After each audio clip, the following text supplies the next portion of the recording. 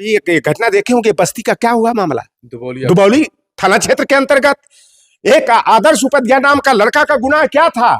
गुनाह इसीलिए यही था कि वह एक ब्राह्मण का बेटा था, एक गरीब परिवार का बेटा था, और उसको इतना थर्ड डिग्री इस्तेमाल की जाती है, मानवता को तार तार करने वाली, कि वह बेटा का प्राणांत हो जाता। उसके बाप पर क्या गुजर रही होगी, जिसका बेटा मर गया, कमर टूट गई बाप की। कहां गया योगी का हिंदुत्व? बाभन की हत्या हो रही है खुलेआम, चाहे जहां पा रहे हैं, काट रहे हैं, बध रहे हैं, उसमें हम क्या बताएं? हम तो उछिन्न हो गए हैं ना। ये उत्तर प्रदेश सरकार में पूरी तरह से जंगल राज कायम है। अब मैं तो निडर होकर के कह रहा हूं, मैं डरता नहीं हूं। 73 मुकदमा लौटर राम पर कायम हो गया है, एक दो मुकदमा और हो जाए, सैकड़ा हो जाए। समाजवादी पार्टी की सरकार में तो गुंडाई होती थी, आरोप लगते थे। ये कौन लगाता था? ये भारतीय जनता पार्टी वाले यही जंगल राज, यादव राज, गुंडा राज, हिंदू मुसलमान, केवल यादव और मुसलमान की सरकार बताते थे ना। सरकार में, योगी सरकार में विकास हो रहा नहीं हो रहा है? कौन सा विकास हो रहा है? लोगों का घर गिराया जा रहा है, विकास हो रहा है। लोगों की पढ़ाई रोकी जा रही है, लोगों का भविष्य अंधकार में किया जा रहा है, एक पीढ़ी को बर्बाद कर दिया गया, और अर्थव्यवस्था को जो है कि तहस नहस कर दिया गया। जाके मिडिल क्लास वालों से पूछिए ना। स्वागत है आप सभी का, मैं हूं साहिल खान और आप देख रहे हैं साहिल की रारी। इस वक्त हम मौजूद हैं गोरखपुर जिले में, हमारे साथ में समाजवादी पार्टी के फायर ब्रांड नेता लॉर्डन राम निषाद जी हैं। आपका स्वागत है। धन्यवाद आपके चैनल के जो भी व्यूअर हैं, मैं आग्रह करूंगा कि लाइक करके, सब्सक्राइब करके, शेयर करके आपके द्वारा सही खबर को जनता तक पहुंचाने में मदद करें। एक तस्वीर आई बुलडोजर वाली, बुलडोजर चल रहा, एक बच्ची अपने घर से, झोपड़ी से बस्ता लेकर भाग रही है। क्या देखिए, घटना अंबेडकर नगर जनपद के जलालपुर विधानसभा का एक अरई गांव है। वह गांव बड़ा ऐतिहासिक गांव भी माना जाता रहा है। पहले राजबली यादव सामंतों के खिलाफ, सामंतवाद के खिलाफ जो है कि लड़ाई करने वाले थे। मित्रसेन यादव जी जो फैजाबाद के थे, अयोध्या के सांसद थे, उनके गुरु माने जाते थे। उस सामंतवाद के खिलाफ लड़ने वाले राजबली यादव के गांव का अरई गांव है।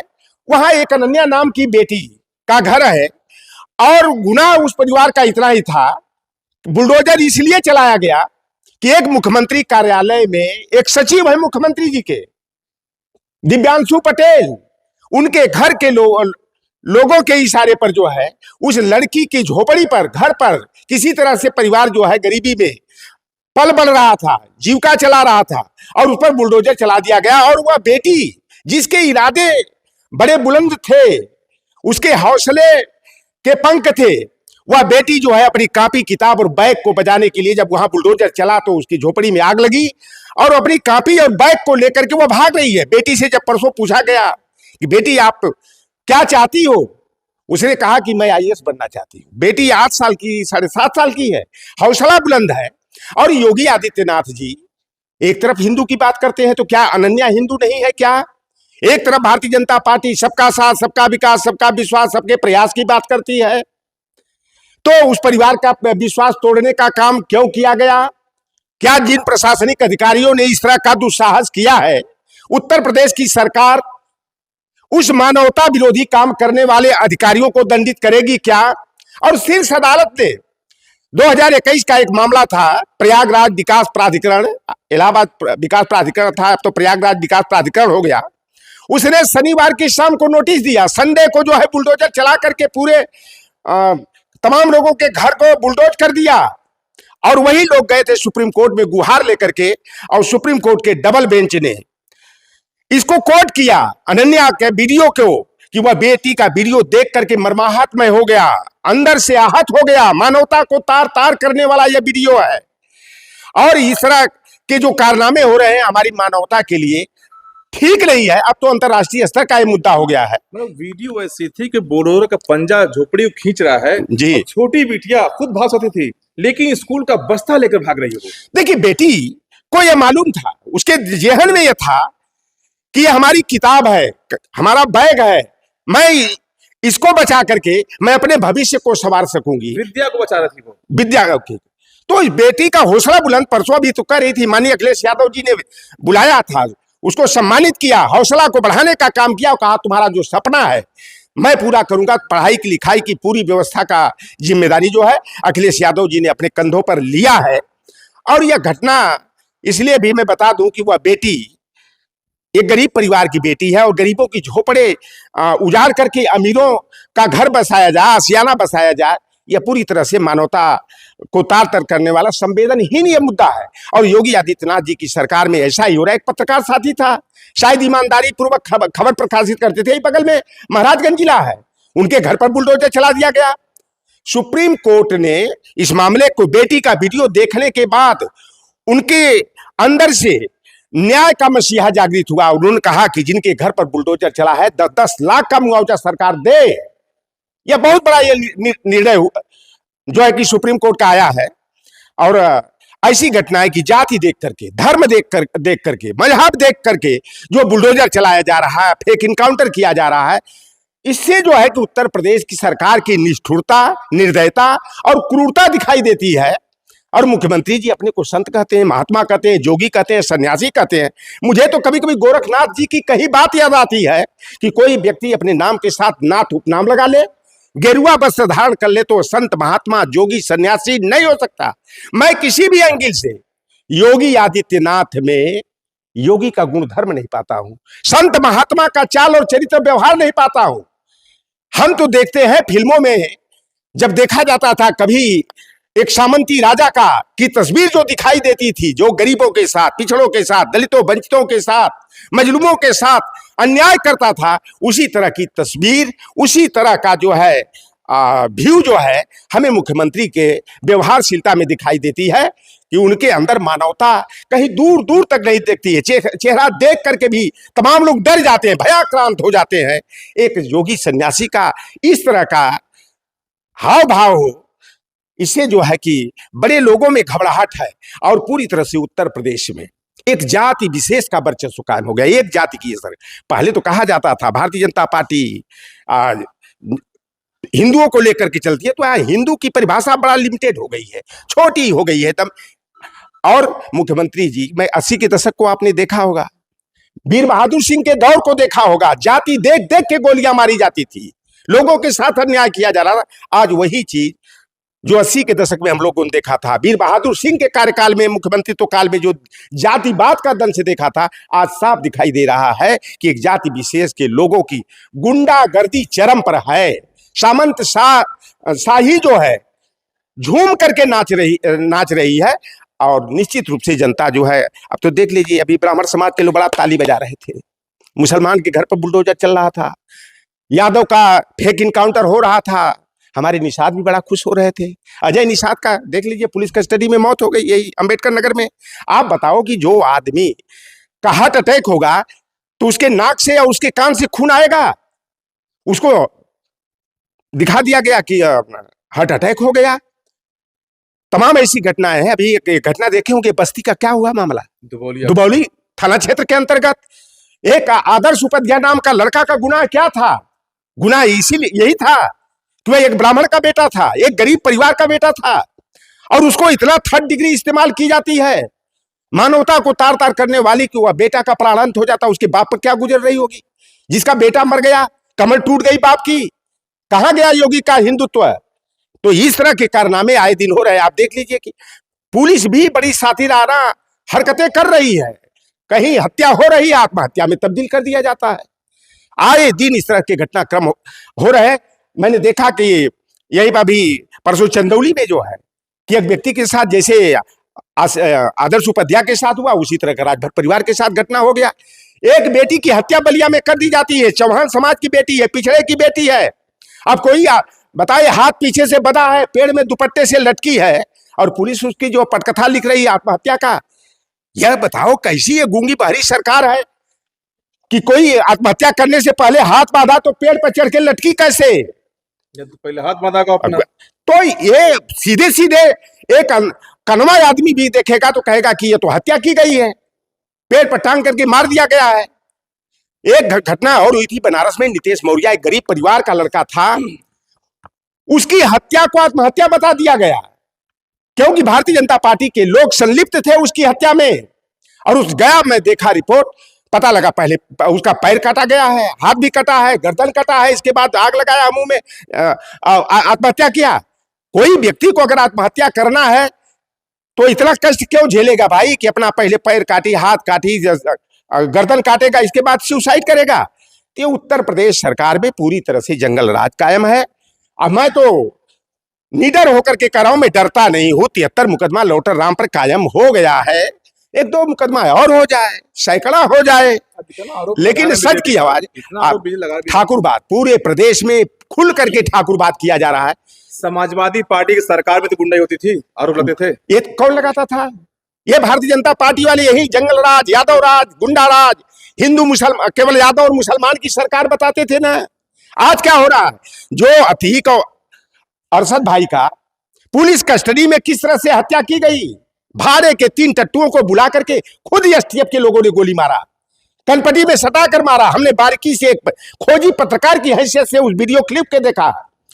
और जब थू थू होने लगी, 63 अपराधियों की सूची जो जारी की गई तो 38 तो सिंह उपनामधारी थे। उनका इनकाउंटर हुआ क्या? उनकी संपत्ति कुर्क हुई क्या? उनके घर पर बुलडोजर चला क्या? उनकी प्रॉपर्टी सीज हुई क्या? तो यह जोगी की सरकार पूरी तरह से एक जाति विशेष के हित को ध्यान में रख करके पूरे प्रदेश में गुंडा राज कायम कर दिया गया। जो यादव और मुसलमानों को खलनायक बनाया जा रहा था, आज देखो यादव और मुसलमान से एक सबक मैं सीखा हूं, और जो पहले भी पढ़ता था मैं, कि यादव और मुसलमान प्रतिकूलता को अनुकूलता में बदलने की क्षमता रखता है, अपने को ढाल लेता है यह व्यक्ति। आज सबसे ज्यादा आईएएस हो रहे हैं तो भारतीय जनता पार्टी की सरकार में हो रही है। यह भारतीय जनता पार्टी का योगदान नहीं है, यह मुसलमान और यादव की मेहनत का परिणाम है कि आज आईएएस मुसलमान भी हो रहा है, यादव भी हो रहा है। लेकिन आप ईमानदारी से थोड़ी ईमानदारी से मानते ना कि सरकार में परीक्षा ईमानदारी से हुआ है? परीक्षा कौन सी ईमानदारी से परीक्षा हुई? पुलिस भर्ती जो हुआ है, अब 22 तो पेपर आउट हो गया, कौन कराया पेपर आउट? ये वाला जो हुआ है इसमें तो कह रहे हैं आप देखिए, ये बहुत प्रयास किए रोकने का, यादव मुसलमान को रोकने का। आप संत कबीर नगर में एक गांव में 11 लोग हुए हैं, 10 तो यादव हुए हैं, 10 सब, और 3 तो मानते ईमानदारी से हुआ ना 3 परीक्षा? सुन लीजिए, 3 सगे भाई गोरखपुर में, तीनों सगे भाइयों की, जौनपुर में हमारे 3 बहनें सगी एक साथ पुलिस में हुई। यह ईमानदारी नहीं है, उनकी मेहनत है, बहुत प्रयास किए। और मैं बता दूं सच्चाई, 8,488 यादव के बेटे हुए हैं, और जो खुली भर्ती हुई ओपन कैटेगरी में 2,939 बचे हुए, 5,915 जो है ओबीसी कोटे में हुए। आज भी 14.70% यादव हुआ है, तो अपनी मेहनत की बदौलत हुआ है। और फिर भी भारतीय जनता पार्टी जो है ना, तमाम तरह का, इतनी लंबी कभी प्रोसेस नहीं चला था पुलिस भर्ती का, बहुत रोकने का प्रयास किए, लेकिन रोके तमाम लोगों को। और योगी आदित्यनाथ जी उस दिन प्रेस कॉन्फ्रेंस करते हुए कह रहे थे कि एक क्षेत्र भी से 3-4 जिलों के लोग होते थे, और शिवपाल यादव, अखिलेश यादव की कोठी से लिस्ट बन करके जाती थी। यह सीधे टारगेट था इनका, इटावा का, मैनपुरी का, बदायूं का, फिरोजाबाद का। लेकिन अब ये दावा कर रहे हैं कि पूरे प्रदेश के बच्चे हुए, तो गाजीपुर नंबर 1 में कैसे पुलिस भर्ती में हो गया? आर्मी में गाजीपुर नंबर 1 कैसे हो गया? पूरे प्रदेश का रिकॉर्ड है। तो जो पढ़ेगा वही बढ़ेगा। जिस समाज के लोगों ने शिक्षा को गले लगाया वह समाज तरक्की कर गया, और जिस समाज के लोगों ने अपने समय को बर्बाद किया ताश के खिलाई में, नाच गाना के सुनाई और दिखाई में, वह समाज बर्बादी का शिकार हो गया। सरकार में, योगी सरकार में विकास हो रहा नहीं हो रहा है? कौन सा विकास हो रहा है? लोगों का घर गिराया जा रहा है, विकास हो रहा है। लोगों की पढ़ाई रोकी जा रही है, लोगों का भविष्य अंधकार में किया जा रहा है, एक पीढ़ी को बर्बाद कर दिया गया, और अर्थव्यवस्था को जो है कि तहस नहस कर दिया गया। जाके मिडिल क्लास वालों से पूछिए ना कि बेचारा शाम को सब्जी खरीदने के लिए, अपना घर परिवार चलाने के लिए कितने पापड़ बेलने पड़ते हैं, किस तरह उसका गुजारा चल रहा है। तो उत्तर प्रदेश की सरकार पूरी तरह से जो है पूंजीवाद को बढ़ावा देने वाली सरकार है, और पूंजीपतियों को ही बढ़ावा देने के लिए ये गरीबों को जो है और गरीब बनाने का, अमीरों को और गरीब बनाने का काम कर रहे हैं। और हिंदू हिंदू हिंदू, इनका हिंदुत्व जो है ढकोसला है, और इनके हिंदुत्व का जो नाटकबाजी है, अब जनता जो है पटापेच करने के लिए तैयारी करिए। 27 में हम समाजवादी पार्टी के लोग पीडीए के तहत 2027 में भी 24 के लोकसभा चुनाव की तरह धूल चटाएंगे। और अब हमारी लड़ाई ये 1585 की नहीं है, लड़ाई हमारी वह है जो 80 के दशक में बाबू जगदेव प्रसाद कुशवाहा ने कहा था कि 100 में 90 शोषित है, 90 भाग हमारा है। धन धरती और राजपाट पर 90 भाग हमारा है।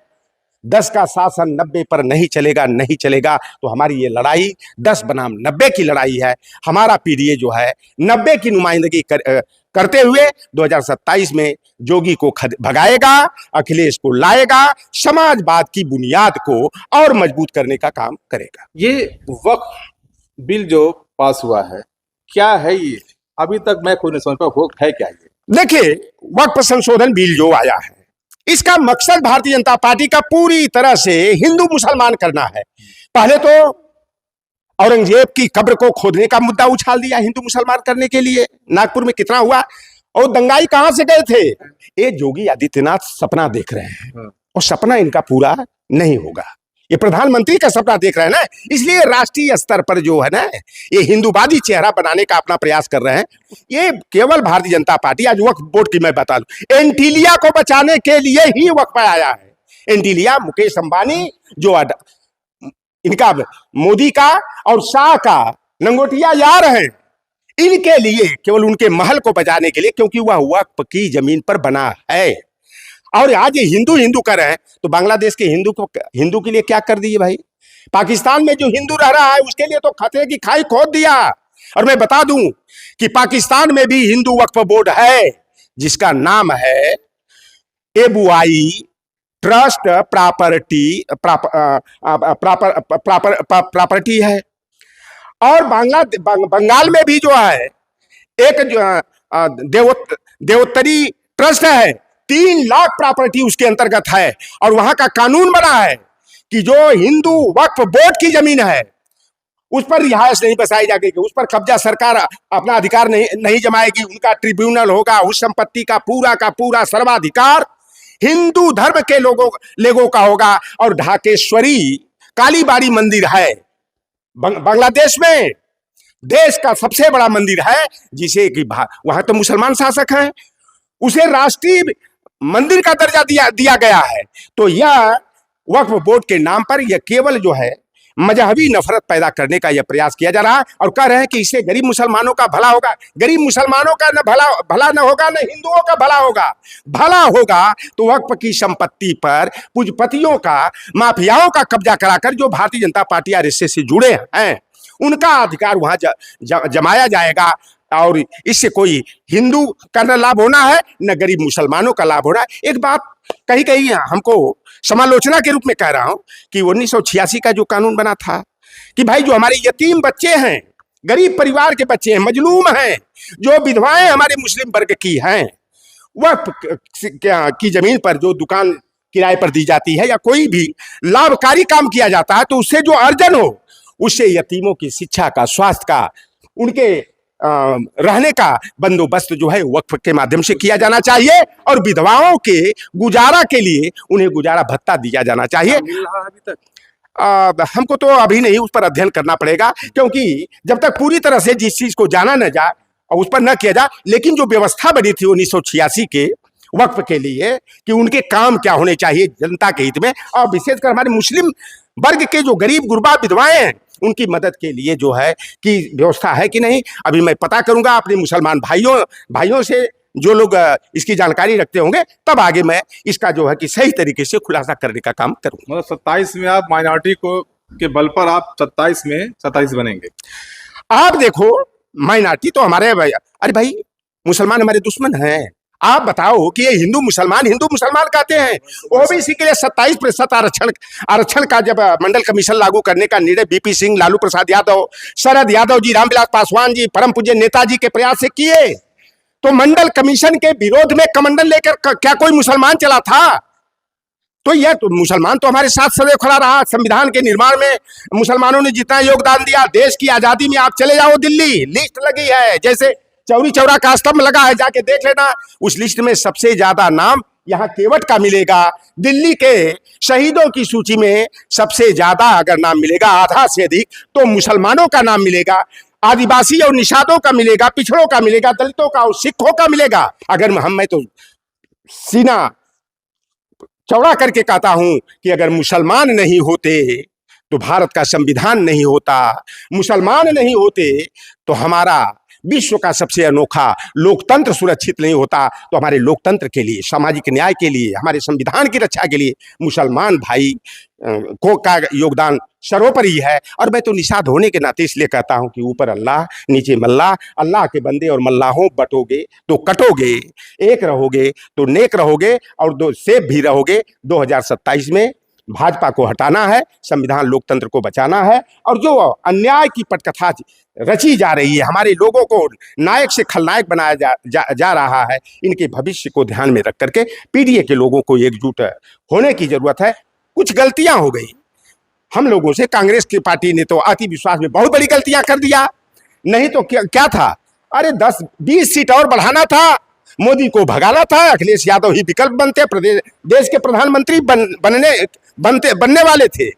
लेकिन हम इन गलतियों से सबक लेकर के भविष्य के लिए हम ठोस रणनीति हम लोग बना रहे हैं। पहले 27 में भाजपा को निपटाना है और पीडीए की सरकार बनाना है। जोगी जैसे जो है, जिनके अंदर न दर्द है, न क्षमा है, न दया है, न मानवता है, ऐसे मुख्यमंत्री को हटा करके जो है प्रदेश के अमन चैन के लिए, भाईचारा के लिए, सांप्रदायिक सौहार्द के लिए समाजवादी पार्टी की सरकार बनाने के लक्ष्य को लेकर के हम लोग काम कर रहे हैं, पीडीए को मजबूत करने का काम कर रहे हैं।